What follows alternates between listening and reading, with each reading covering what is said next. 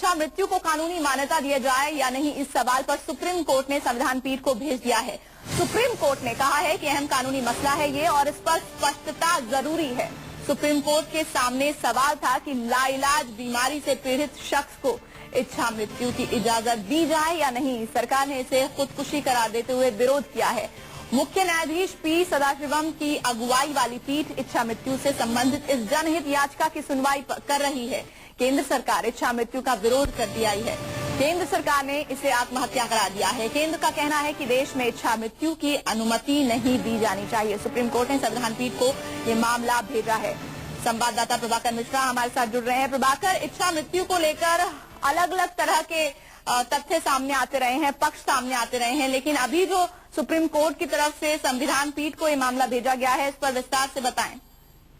देखिए प्रीति, एक गैर सरकारी संगठन ने 2008 में एक जनहित याचिका दायर की थी सुप्रीम कोर्ट में और उसमें बात ये कही गई थी कि टर्मिनली इल अगर कोई आदमी इस अवस्था में है जो इतना दर्द में है कि उसका जीवित रहना सही नहीं है, अगर ऐसी सूरत में वो लाइफ सपोर्ट सिस्टम पर है या लाइफ सपोर्टिंग दवाइयां ली जा रही हैं, तो ऐसी सूरत में उसे इजाजत मिलनी चाहिए कि वो लाइफ सपोर्ट सिस्टम हटा लिया जाए या वो दवाइयों इस तरह का इलाज बंद कर दिया जाए ताकि वो आराम से मर सके, क्योंकि उसके जीवन में बहुत कष्ट होता है।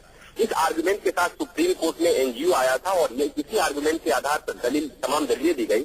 केंद्र सरकार की तरफ से विरोध किया गया कि कहीं न कहीं ये ऐसा है जो आत्महत्या से कराया गया था केंद्र सरकार की तरफ से सुप्रीम कोर्ट के सामने, और केंद्र सरकार ने कहा था कि इसकी इजाजत किसी भी सूरत में नहीं दी जा सकती थी। तो मुख्य न्यायाधीश की 3 सदस्यीय बेंच ने इस मामले को आज संविधान पीठ को सुपुर्द कर दिया है।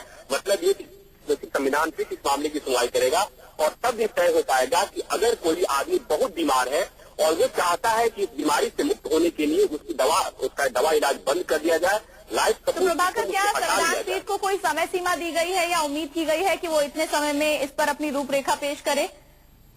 देखिए प्रीति, आज ये तय था कि आज इस मामले में फैसला आएगा, जजमेंट आएगा, लेकिन जैसे ही जजमेंट के समय मुख्य न्यायाधीश की बेंच ने कहा कि इस मामले में संविधान पीठ ही सुनवाई करेगा, तो अब एक नियत, अभी तक कोई समय तय नहीं है, अब एक नियत समय पर मुख्य न्यायाधीश की बेंच 5 सदस्यीय संविधान पीठ का गठन करेंगे और उसके बाद वो पीठ तय करेगी कि मामले की सुनवाई कब होगी और कितने दिनों में होगी।